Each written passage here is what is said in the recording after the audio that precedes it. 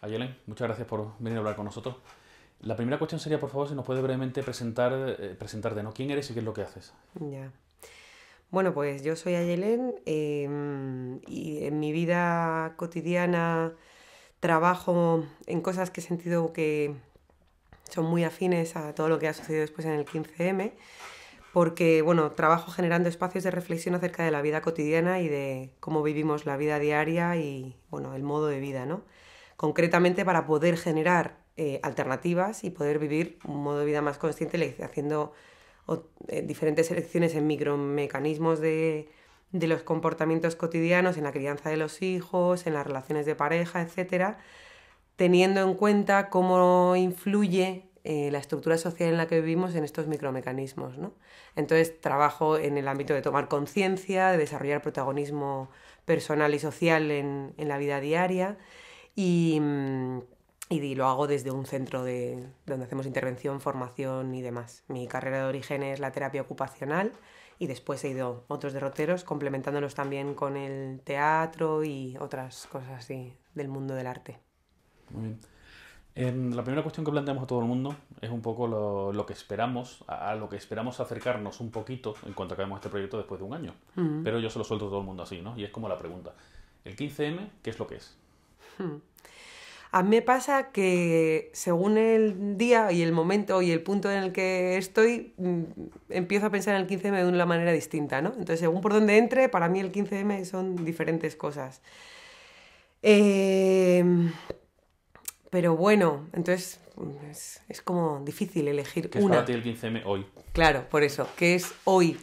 Bueno, hoy, por un lado, es un sueño hecho como realidad y por otro lado una necesidad, ¿no? Como, y una manifestación de que lo humano está todavía presente, porque creo que es como una explosión de una expresión de la necesidad de hacer cosas con sentido.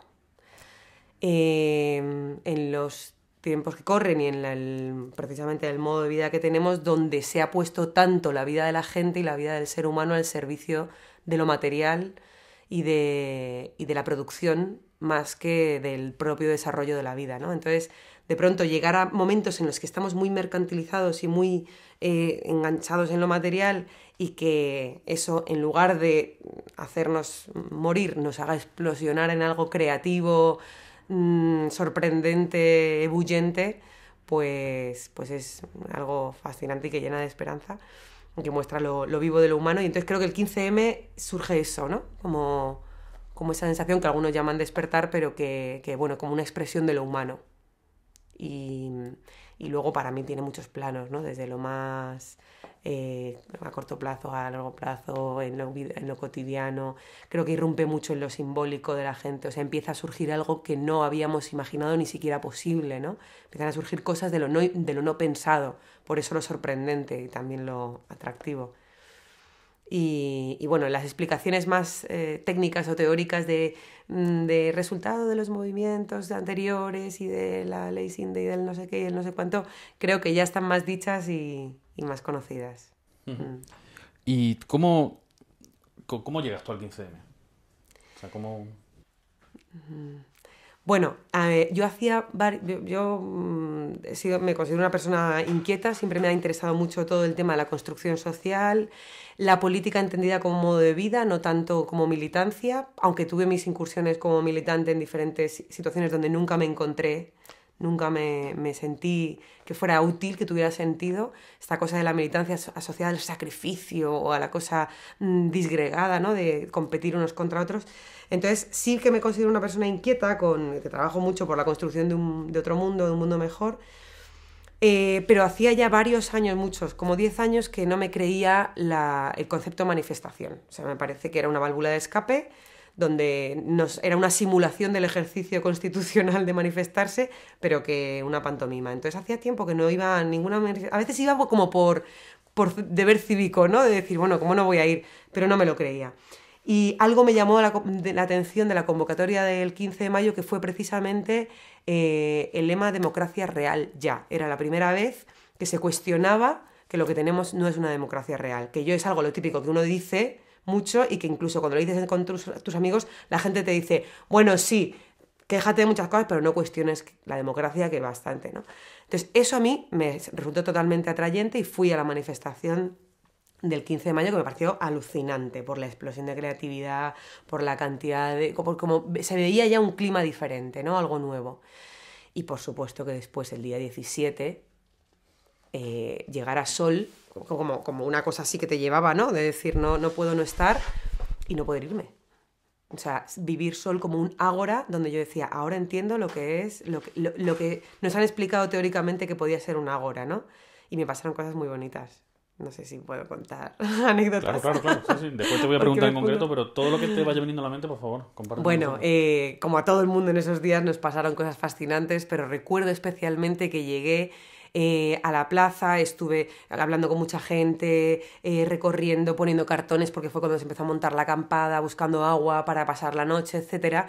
Y yo me tenía que ir, porque al día siguiente trabajaba por la mañana y tenía que irme y me iba, pero iba caminando y no me iba y te encontrabas esas imágenes fascinantes, ¿no? Como chavales haciendo carteles, y me acuerdo que encontré unos chicos escribiendo un cartel, una pancarta con un portaminas, y yo decía, ¿qué tesón?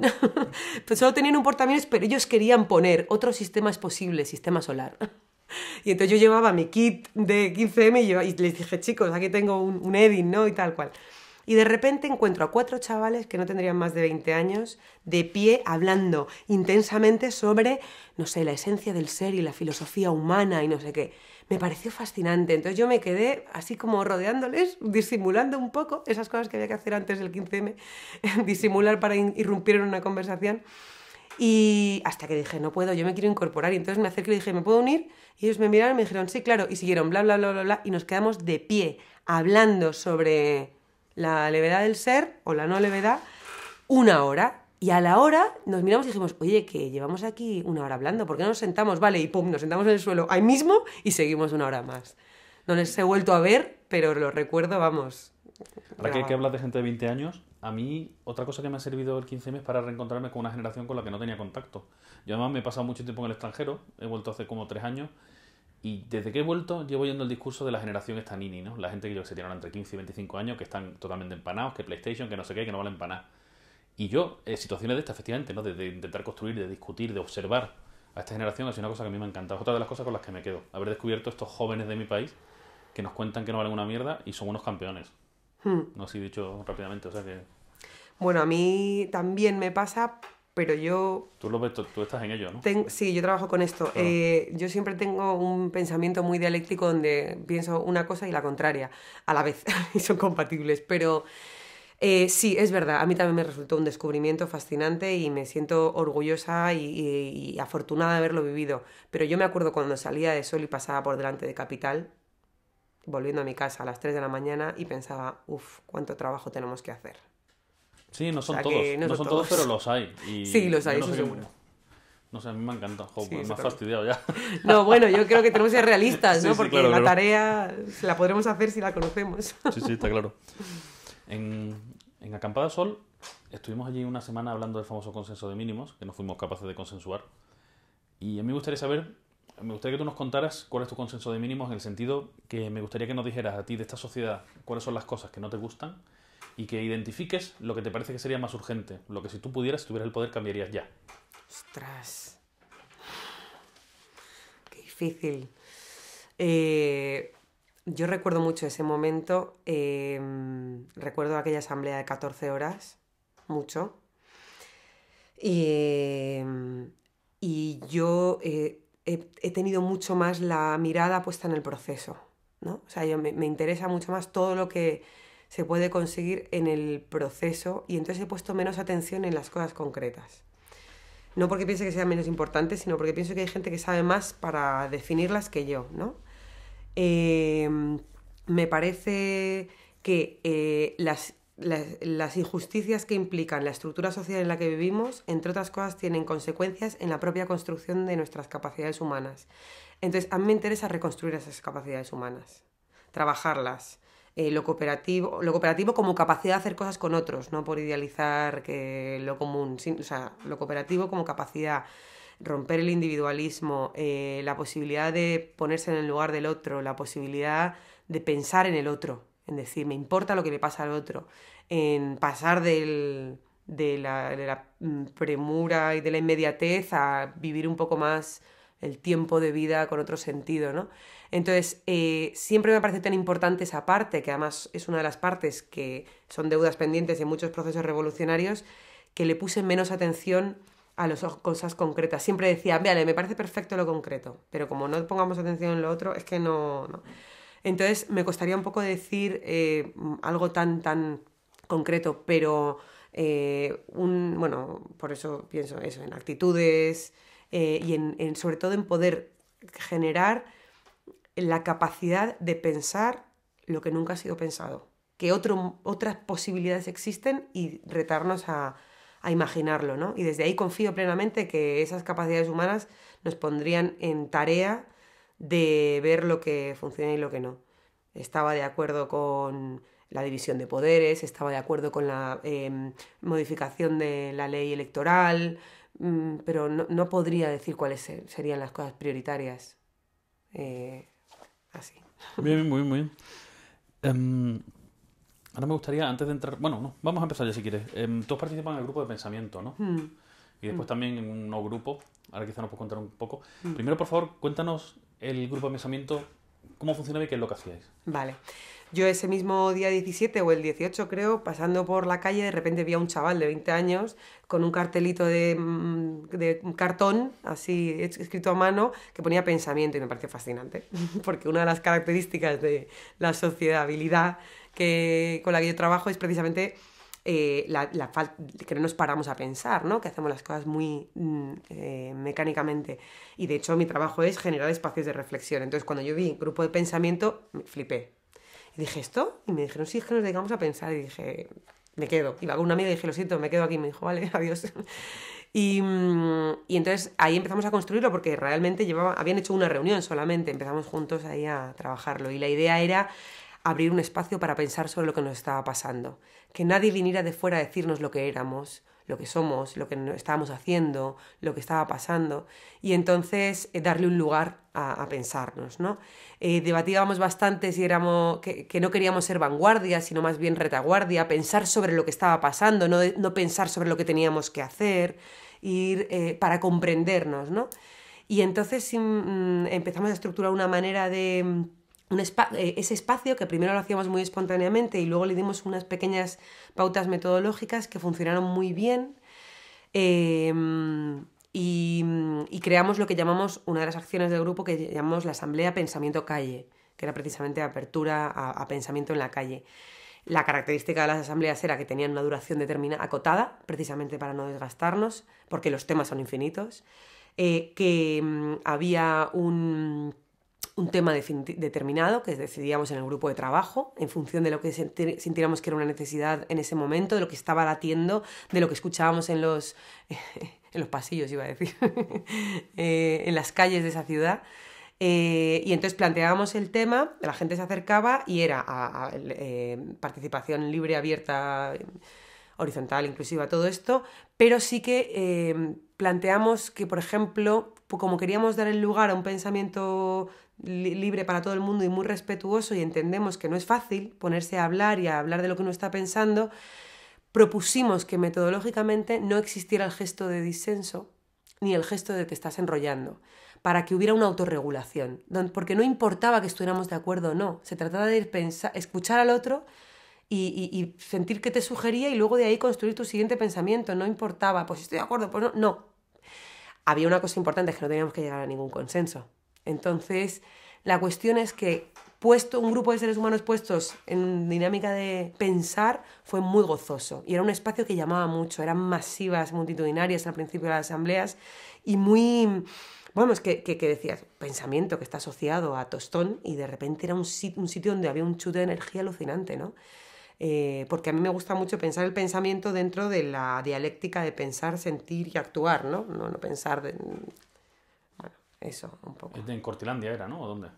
No, era en la calle del Carmen. ¿Calle Carmen? Sí, calle del Carmen al lado de la iglesia, número 8. Vale. Sí, allí era. Que luego en invierno las pasamos al metro. Las seguimos haciendo en la calle. Eso sigue funcionando, ¿verdad? Sí, se ha parado un poquito en Navidades, ha tenido sus evoluciones y variaciones. Ahora estamos pensando otro tipo de asamblea en lugar de la permanente, bueno, también la permanente de los jueves, siempre bueno, al principio era todos los días, después todos los jueves. Y ahora estamos pensando en hacer asambleas itinerantes, una convocatoria una vez al mes en un barrio o en un lugar, en una plaza emblemática, más grandes con un tema concreto y volver a retomarlo desde ahí. Ha habido un tema en el 15M que a mí me ha resultado muy importante y que además me ha ayudado mucho, que ha sido el tema del humor, que se mostraban de distintas formas, ¿no? Ya sea en forma de la creatividad de las pancartas, las cuentas de Twitter, estas parodias, que para mí ha sido realmente importante, ¿no? Muchas veces me han ayudado a procesar emociones, ¿no? Me gustaría que me empezaras contando un poco cuál te parece a ti que ha sido la función del humor y quizá después nos cuentas un poco qué has hecho tú en ese ámbito, ¿no?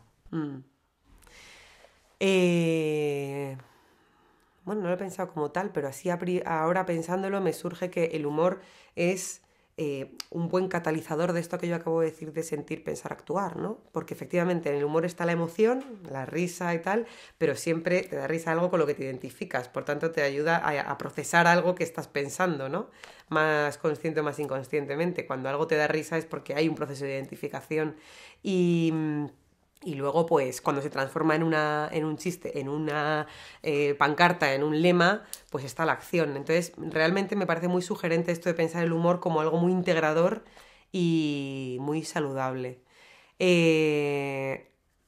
Algo que yo digo, que yo podría pensar que tiene que ver, bueno, que yo he podido trabajar desde el humor, es el pensar la actitud, ¿no? Como el no censurar, el no juzgar, el permitirse entregarse a la sorpresa, a la risa, esto, sí, desde el respeto, ¿no? Es como una actitud de gozo ante la vida también.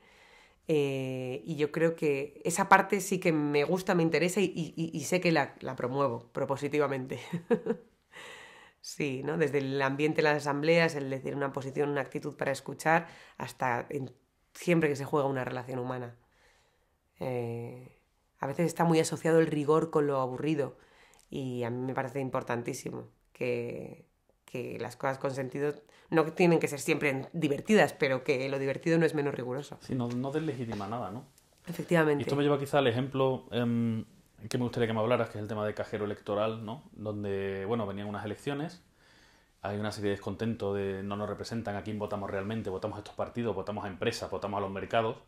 Y bueno, eso se está hablando en todos lados, pero vosotros cogisteis una forma muy curiosa de representarlo, ¿no? ¿Nos podías contar? Me gustaría que me contaras cómo lo pensasteis, cómo lo llevasteis a cabo, qué efectos ha tenido, no sé. Me encantó esa acción. Esto fue porque a la vuelta del verano volvimos y habían pasado todas las cosas de las JMJ, de las manifestaciones de la reforma constitucional y el clima estaba un poco como pesado. Y se acercaba el 15 de octubre. Entonces un grupo de personas empezamos como con la inquietud de decir, hay un montón de manifestaciones, ya hay un clima que no está en la misma creatividad que antes, sabemos que una de las fuerzas es que seamos muchos. Y sabemos que para ser muchos hay que seducir de alguna manera, ¿no? Y seducir no desde la estafa o desde la manipulación, sino desde el hacer cosas con sentido y atractivas. Entonces, bueno, nos empezamos a juntar un grupo con esta inquietud de retomar eso. Decíamos, el reinicia 15M, decíamos ¿cómo que podríamos hacer para que todos los días fuera 16 de mayo? Entonces, asumimos ese reto, ¿no? De recuperar eso. Y para el 15 de octubre empezamos a preparar una acción que se llamaba el escudo antimercados, que era precisamente cuestionar un poco el discurso hegemónico que nos creemos que hay dar confianza a los mercados. Y decimos, pero vamos a analizar objetivamente esta frase. Y entonces surgió todo lo del escudo antimercados, que fue una cosa fascinantemente loca. Y cuando nos reunimos para evaluar el escudo antimercados, que nos descolocó a todos y que que nos sorprendió los primeros a nosotros, en la reunión que supuestamente era para evaluar el escudo antimercados y decir, bueno, ¿y ahora cómo seguimos? Surgió esto. Y empezamos a pensar algo para las elecciones. Y es que decíamos, sabemos que no tiene que ser, que no puede ser algo... Tiene que ser algo nuevo, algo rompedor, algo... Y nos había gustado del escudo antimercados el romper el discurso hegemónico, algo que haga un quiebre, ¿no? Algo que esta lógica que uno piensa, de repente cuestione algo, pero que luego te das cuenta que lo que estás cuestionando es mucho más lógico que que lo que... Un Sí. momentito solo, ¿no? Para explicar, la gente que no lo sepa, el escudo antimercados era una serie de vídeos que hay colgados en internet, ¿no? Donde, yo qué sé, me acuerdo que salía Botín como haciendo de Darth Vader. Entonces se usaba el humor para, efectivamente, ¿no? Para Sí, sí. desmontar determinados discursos, ¿no? De una forma muy graciosa. Muy... Yo, de hecho, hay algún vídeo que es que me reía a carcajadas. O sea, Sí. la 15ª vez que lo veía no podía evitar reírme, ¿no? Sí, y además concluía con una acción que era el día 15 de El octubre en la exorcismo, Puerta ¿no? del Sol hacer un exorcismo colectivo para sacar el broker que llevamos dentro, porque en el fondo el mercado lo llevamos todos dentro, ¿no? Esta cosa de... Y de hacer un escudo de confianza 100%, de verdad, de la de tu abuela. Sí, sí, sí, no de esta virtual de Claro, las claro. primas No, de riesgo y claro, cosas de estas. exactamente. Muy bien, entonces, cajero electoral. Entonces, bueno, se nos ocurre de repente esto de estar cuestionando el discurso hegemónico, decir, pues si es que al final las elecciones nos creemos, hay mucha gente del grupo que no vota, hay gente que vota pero no sabe muy bien por qué, entonces había como esta cosa de que no podemos lanzar un mensaje que sea votar o no. Entonces se nos ocurrió el vota en banco, porque si en realidad los que manejan realmente luego el poder son los poderes financieros, ¿no? Y empezamos a construir desde esa idea fascinante donde dijimos, claro, ve a tu cajero electoral, que era algo que sería posible además. O sea, que hoy es un servicio que, dado el sinsentido en el que vivimos, podría ser posible. Es lo que más miedo da de todo. Claro. Lo plausible de la cosa. O sea. Es que eso es lo que nos pasó. Decidimos que discutimos mucho si lo lanzábamos en serio como un fake, o sea, como que de verdad el Estado este año ha querido usar el cajero como para votar, o si lo lanzábamos como una parodia. Y nos parecía irresponsable lanzarlo como un fake. Como una parodia. Entonces armamos toda la parodia, las papeletas con los directores de los bancos, el programa electoral era el folleto informativo del banco, teníamos las campañas de todos, hicimos carteles, bueno. Y entonces decidimos hacer un vídeo de difusión donde llegábamos al banco para decir, hola, vengo a votar. ¿Y cuál fue nuestra sorpresa? Que cuando llegamos al banco, la tía del banco nos dijo, ay, pues no nos han dicho nada, un momento voy a hablar con el director. Y dijimos, no lo podemos creer. Nosotros íbamos a hacer una parodia y la parodia se convirtió en real. Pues es que nos llegaron a decir que, claro, que si nos hubieran traído, nos tendría que haber traído unas urnas aquí, tal cual, y no sabemos nada. Si quiere usted, déjeme su voto, que yo se lo guardo. Entonces, claro, eso fue súper fuerte, súper fuerte. Pero bueno, la acción efectivamente nos sorprendió también a nosotros mismos. Bueno, nos encantó, nos sedujo a nosotros los primeros, nos pusimos en marcha enseguida, respondieron otras personas en otros lugares, había gente... yo fui a trabajar justo esa semana a Valdepeñas y conocí a los indignados de Valdepeñas, y entonces les conté la acción y dijeron, lo hacemos, lo hacemos. Hicieron papeletas de vota en banco y lo buzonearon toda la ciudad. Y para que la gente... Y pusieron el teléfono, esto no sé si tendríamos que decirlo, pusieron el teléfono del ayuntamiento o algo así, en plan, consulta bases y era el del ayuntamiento o el del Corte Inglés o alguien así, ¿no? Pensaban en llevar a un mensajero de correos que llegara con una urna, de verdad, Olga, traigo la urna. Eso no lo pudieron hacer porque, claro, en el pueblo se conocen todos y no... y realmente, pues eso, el primer día lanzamos la campaña y a las 4 horas había 6.000 visitas y por la noche 20.000 y era como, wow, ¿no?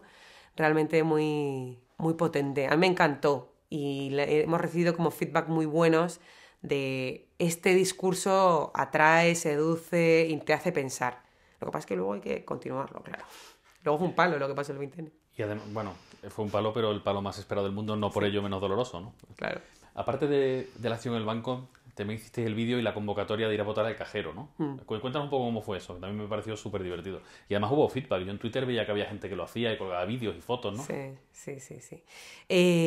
Bueno, se convocó a hacerlo todos juntos un jueves en Sol, que esa fue más chiquitita porque sobre todo tuvo repercusión en grupos de indignados e indignadas que están en sus pequeñas ciudades, que les llegó como... ¡Ah, qué buena idea para hacer!, ¿no? En ese momento había mucha gente que estaba diciendo, estaba esperando algo para hacer, pero no sabían qué.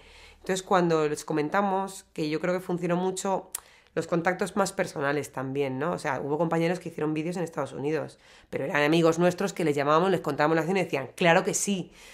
Hubo gente que se sumó también sin conocernos, pero sobre todo este pequeño contacto personal que te hace decir, ostras, y te engancha, ¿no? Pero... creo que tengo la sensación de que sobre todo como que sirvió para ese momento, para esa cantidad de gente que está como quiero hacer algo pero no se me ocurre qué, ostras, esto mola un montón. Sí, sí, tuvo bastante repercusión, estuvo bastante bien. Muy bien, ahora nos cuentas de las vacaciones, porque tú te has ido de vacaciones en mitad de esta cosa, como ahora nos contarás.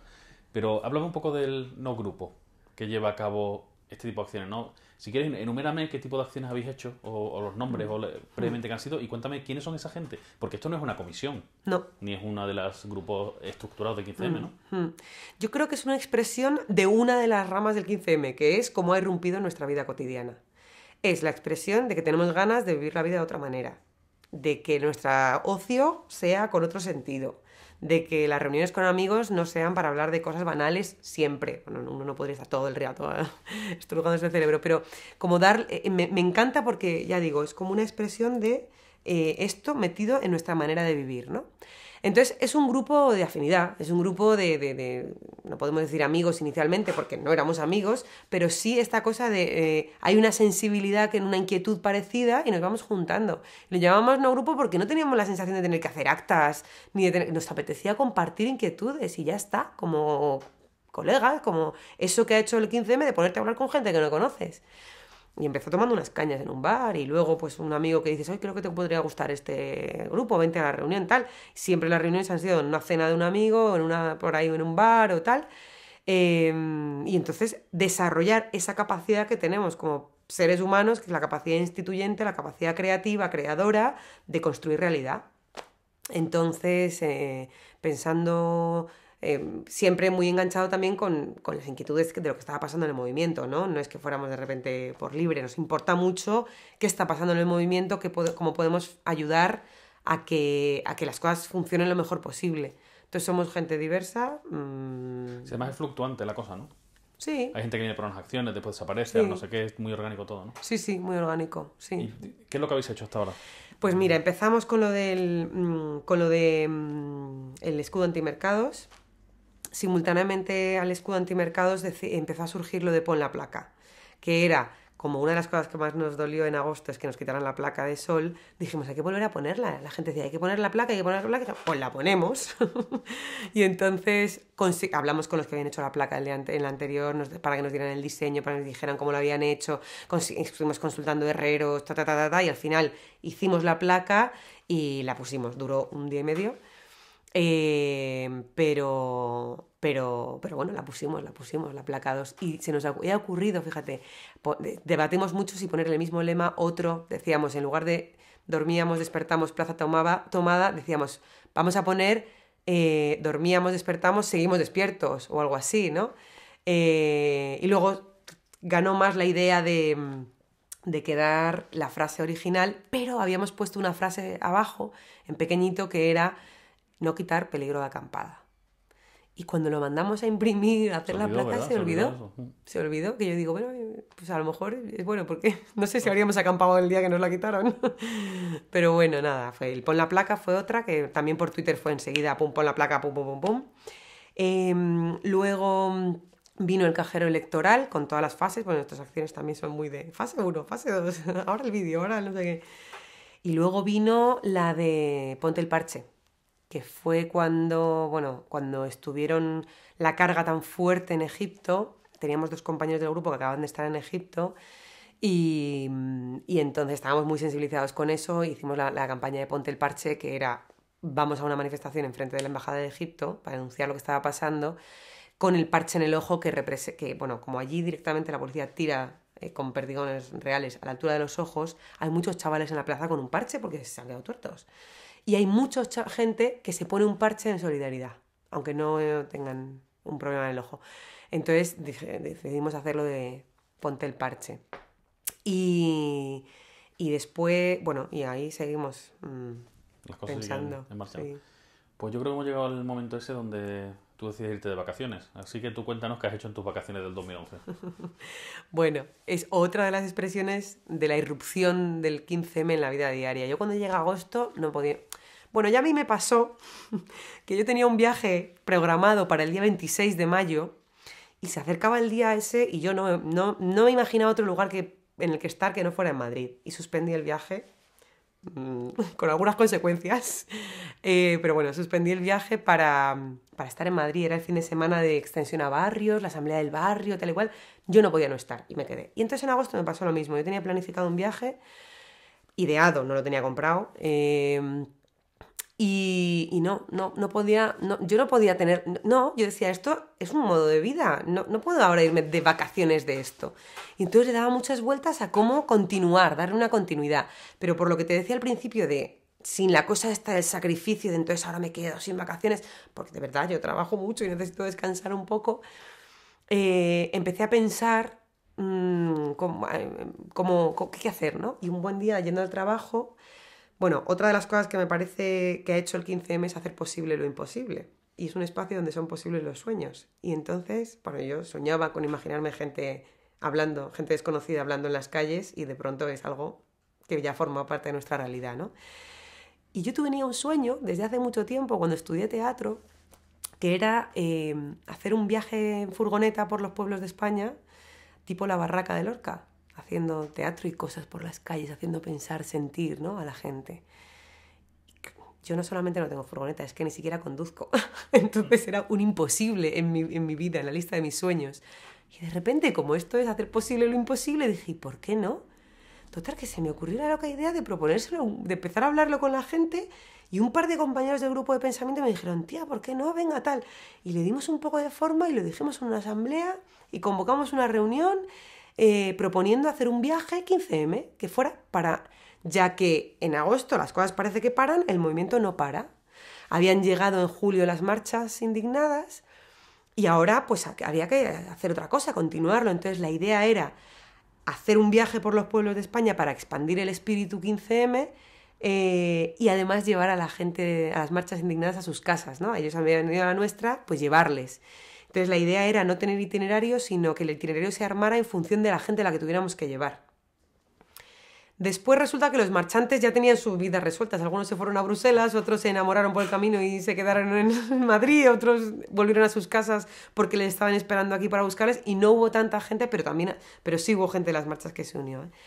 Entonces tomó la forma de, bueno, un viaje 15M. Nos reunimos primero 4 personas para pensarlo un poco, luego, como te decía, lanzamos convocatoria, la primera vinieron 3 o 4, nos hallamos muy bien. Yo dije, mira, el día 1 de agosto, con lo que haya, salimos de Sol. ¿Que nos tenemos que volver el día 2? Pues nos volvemos, pero yo el día 1 de agosto salgo de Sol. Lo primero que, como te decía, yo ni conduzco, o sea, yo decía, pff. Y lo primero, un compañero me dice, yo no puedo ir, pero me encanta la idea, toma las llaves de mi coche, os lo presto para todo el viaje. Y yo decía, fantástico, impresionante, un acto que yo decía, esto es post-15M. Pero yo no conduzco, así que espero que alguien más se una, tal. Una compañera dice, venga, que sí, que yo conduzco, que no sé qué. A mí me gustaba la idea del 1 al 31 de agosto, tal. Y entonces, bueno, pues eso, nos fuimos convocando, y yo creo que el día 25 de julio tuvimos una reunión a la que aparecieron como 15 personas. Uno con una furgoneta, otro con coche, otro con ganas, con tienda de campaña pero sin coche. Plas, plas, plas, plas. Mira, por estas cosas de que la magia no sé si existe o se construye, pero es posible, el día 1 de agosto salíamos a las 12 del mediodía de Sol, una furgoneta, 2 coches y una moto, en las cuales íbamos 10 personas, y empezamos rumbo.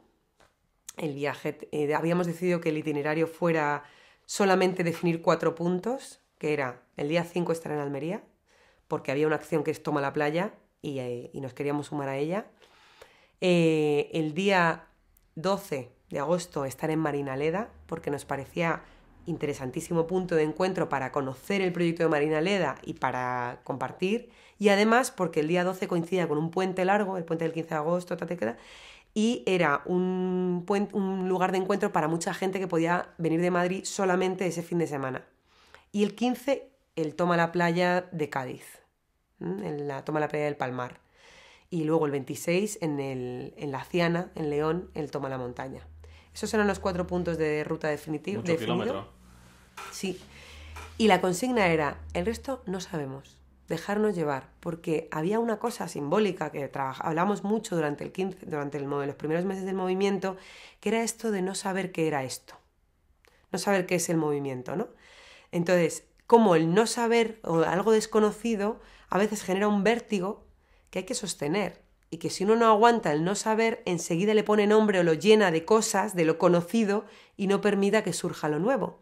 Y esto es lo que nos hicieron al principio, ¿no? ¿Qué queréis? ¿Qué sois? ¿Qué consenso de mínimos? Pero vosotros haced un partido, ¿no? Clausurarlo en algo real, en algo ya existente que no permitiera lo nuevo. Entonces dijimos, como filosofía, como intención, queríamos no fijar la ruta para permitirnos la sorpresa de lo que fuera sucediendo y lo nuevo, ¿no? La posibilidad de lo nuevo, de lo imprevisto. Y la otra cosa de intención, así de reflexión, era que las personas que fuéramos muy diversas, que no hubiera un criterio de selección más que el deseo de hacer un viaje así. Porque pensaba, yo decía, si podemos convivir personas diversas un mes viajando, entonces es posible que otro mundo sea posible. Una buena prueba, desde luego. ¿No? Si no podemos, me costaría un poco pensar en otro mundo posible. Y fue fascinante. Que estas son las vaca-acciones. Y son las vac-acciones. Vaca-acciones. Lo llamamos vac-acciones soleadas. Y entonces justo nos llamó un periodista del Público para hacer un reportaje y entonces se vino el primer día con nosotros. Y el día 2 de agosto salió un reportaje en el periódico de las vacaciones, a raíz del cual la gente nos llamaba. Nos llamaba, hola, que me he enterado de esto en el Público y quiero unirme. ¿Dónde estáis? Vale, pues estamos en tal sitio tal día. Vente para acá. Y se unía la gente, ¿no? Llegamos a... Y luego en las plazas y en las plazas y en los pueblos donde parábamos, a veces también había gente que se unía. Llegamos a ser 40 y más de 10 vehículos viajando en algunos días. Fue fascinante, fue fascinante. Vamos, fascinante, impresionante, muy, muy bonito. Gente que decía, yo voy por 3 días y se quedaban 4 semanas, era como, madre mía, esto. Y de hecho el grupo, así que fuimos haciendo, somos ahora, o sea, hemos desarrollado un vínculo muy especial, muy especial. Entonces, bueno, en cada parada hicimos diferentes tipos de acciones. Y fue impresionante, no sé, si quieres que te cuente así. Sí, cuéntame algún diferentes ejemplo. tipos. También me interesa quizá que me cuentes un poco cómo las reacciones de pueblos pequeños, cuando parecéis vosotros que efectivamente sois como los titiriteros. Sí, Que además entiendo que en mucha población de este tipo de sitios la única información que tiene el 15M es la que ha recibido a través de medios tradicionales y claro, perroflautas, historias de estas, ¿no? claro, claro. Bueno, pues de hecho uno de nuestros objetivos también era poder contrarrestar esa información, ¿no? Por ejemplo, en la playa una de las cosas que hacíamos era ir con una bolsa a recoger basura y con un cartel que ponía indignado pero educado, 15M. Y simplemente la imagen de ver a una persona así, contrarrestada contra la que se vendía en los medios, ya por lo menos te invita a pensar de otra manera, ¿no? En la reacción de los pueblos pequeños, de todo. Tuvimos mucha relación con los indignados de cada sitio. Entonces no entrábamos de manera solitaria, digamos. No llegábamos solo a un pueblo de repente en Chinchón, así la primera asamblea, que era chiquitita, la gente se acercaba un poco, pero... y hicimos diferentes tipos de acciones. Desde hacer una asamblea de reflexión, pensamiento, compartir, tal... hasta sumarnos a acciones que hacían las personas del movimiento de los diferentes lugares, ¿no? Una de las acciones que llevábamos preparadas, que a mí me gustó muchísimo, es la que llamamos Pon una pancarta en tu sombrilla, que era Playa de Almería, domingo por la mañana, brigada de indignados. Habíamos recogido cartones y teníamos cartones con cuerdas en blanco y rotuladores. Y entonces íbamos en grupitos de 2 o 3 por las sombrillas, por las toallas, diciendo, ¿quieres poner una...? ¿Estás un poquillo indignado con los tiempos que corren? Un poquillo así, tal. ¿Y quieres poner un lema en tu...? Y entonces la mayoría de la gente, como podría decir, entre el 80 y el 90% de la gente puso pancarta en su sombrilla, en la silla o lo que sea, y nos dejaban hacer fotos. Entonces tenemos las fotos de todas las pancartas y luego quedaba la imagen de la playa con todas las pancartas, ¿no? Muy, muy bonito, muy potente la imagen. Luego había gente que decía no, paso, y muy poquitos así exabruptos de decir anda, pero flauta, vete a trabajar. Con el cual intentábamos charlar de buen rollo con una gran sonrisa. Algunos los seducíamos y a otros pues les deseamos feliz vida. Porque, en fin, hay cosas que se pueden y cosas que no. Bueno, luego nos sumamos también a una acción en Málaga que fue muy potente, que fue la acción de de acampada delante de un CIE, un centro de internamiento de extranjeros, por una reivindicación concreta de la liberación de una persona que estaba injustamente encerrada. Y bueno, eso fue fascinante porque acababan de pegar a los compañeros de Málaga, estaban rotos, estaban súper con la energía muy baja, nos llaman porque se habían enterado de que estábamos por ahí, nosotros en ese momento estábamos en Almería, y nos llaman y dicen, no nos conocemos, pero sabemos que estáis por ahí y necesitamos apoyo. Y nosotros estábamos así y dijimos, pues vamos para allá, así tipo brigada. Y llegamos y nosotros hacíamos, decidnos, a ver, nos remangamos, ¿qué necesitáis? Y ellos no sabían qué pedirnos tampoco. Pero nosotros veníamos con mucha energía, buen rollo y tal, y empezamos a decorar la plaza. Empezamos a sacar todos los materiales creativos que teníamos en los coches, ¿no? Cartulinas, pinturas, una lona gigante para hacer talle, bueno, música, no sé qué, empezamos a bailar y eso ayudó como a reforzar, a reconstruir. Fue muy interesante porque fue transformar la energía de bajón que tenían, que cuando uno está haciendo algo y te dan un palo tan tremendo, te sale mucho la rabia, pero la rabia ya sabemos que nos iba a llevar por mal camino, la reacción más que la acción. Entonces ayudó mucho a transformar esa rabia en otra cosa, en transformarlo en algo creativo. Entonces luego pudimos construir con ellos, con los compañeros de Málaga, pequeñas acciones simbólicas que fueron muy mediáticas y además, importante dato, se consiguió que liberaran al chaval que estaba en el CIE. Ha sido un hito en Málaga eso. Además, podemos contar para la gente que vea el vídeo que en Málaga la lucha contra los CIEs es muy tradicional, llevan 10 años yo creo. Y bueno, muchos palos durante muchos años, así que ha sido un momento... A mí todo el mundo me lo contaba cuando estaba allí, no la importancia que tenía y... Así que sí, la verdad que fue muy bien que estuvierais allí. De hecho, en el viaje, o sea, no fue de mérito nuestro, pues nosotros fuimos a un apoyo. De hecho, estuvimos 2 días y luego nos fuimos, pero en el viaje hubo un momento en que volvimos a Málaga para celebrarlo con ellos. Sí, porque bueno, fue muy, muy fuerte. Bueno, y luego participamos en un Toma el Hotel, porque había un hotel que se saltaba la ley de costas, tenía el jardín del hotel metido dentro de la playa, entonces hubo una manifestación en Motril y nos sumamos a esa manifestación. Llegamos este jardín tan bonito que ponen los hoteles, no sé qué, entramos y pusimos pancartas en todas las sombrillas de estas de pajita que tienen los hoteles, fotos, pum, pum, pum, pum, policía, pum, pum, pum, nos vamos, tú, asamblea, ¿eh? Y también fue muy... Una guerrilla, ¿no? Sí, era como, me encantaba, porque era como brigadas de llegar y luego irnos, ¿no? Y bueno, cada día era... No sabías lo que iba a pasar y cada día era un regalo. Muy bonito, la verdad. Íbamos pintando 15Ms por todas partes, en Cabo de Gata, haciendo 15Ms con piedras, un 15M gigante que dejamos en un laguito, con piedras en el fondo del agua. Muy bonito. Y ahora que estamos a enero del 2012, que hace ya 6 meses de tu verano, ¿qué piensas de eso? ¿Del verano? Sí, de tu experiencia, ¿no? De estas vacaciones.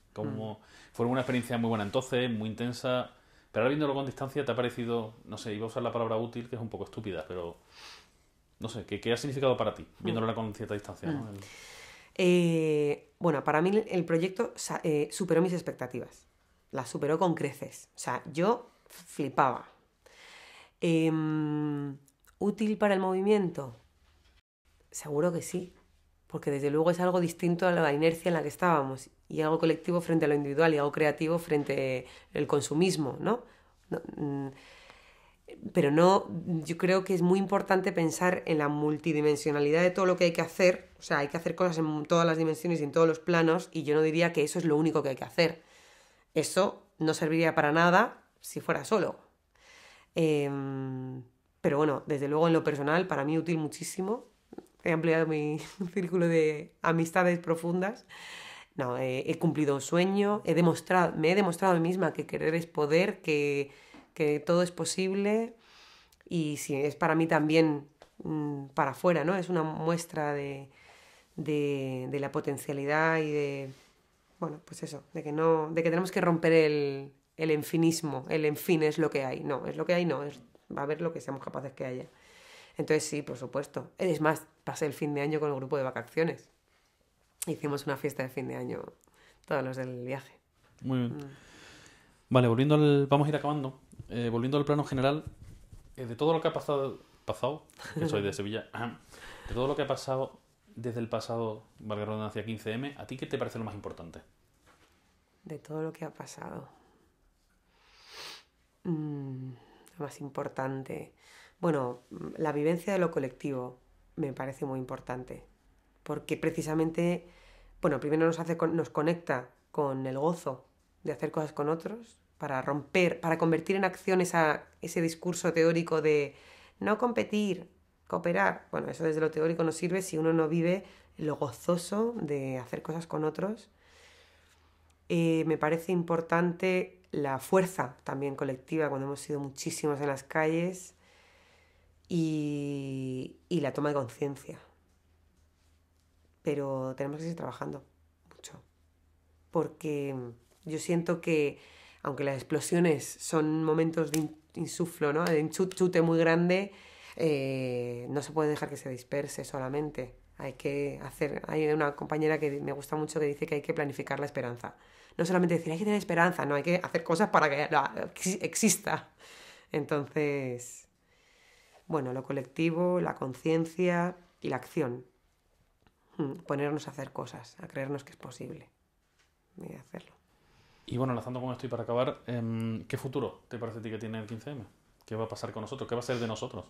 Lo que seamos capaces que sea, lo que hagamos. No viene de fuera, tenemos que asumir el reto. Tan fácil como eso, ¿no? Y tan difícil. Y tan difícil, claro. Pero está en nuestras manos. Está en nuestras manos. Hay mucho por hacer, desde lo concreto chiquitito de nuestras vidas cotidianas, pensándonos nuestras propias relaciones, hasta de verdad, jolines, alertarnos, aterrarnos con cosas muy duras que están pasando hoy y que hay que trabajar mucho para luchar contra ello, ¿no? Porque estamos en tiempos difíciles. Pues Yelen, muchas gracias. Esto es todo. Simplemente si quieres agregar algo, quieres reformular algo, algo que te parezca importante que nos ha dicho, pues es tu momento.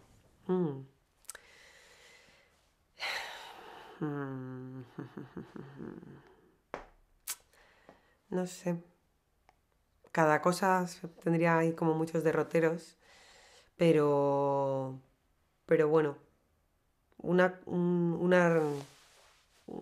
como una reflexión muy conectada con la vida, ¿no? Como esto de incorporar algo del 15M en nuestro modo de vida. Yo lo siento como un modo de vida, más que algo extra, como repensar el modo de vida, incluirlo poco a poco con las contradicciones y en proceso, ¿no? Pero vamos, mi vida desde luego no es igual. Pues con eso nos quedamos. Muchas gracias por compartir con nosotros. Un placer.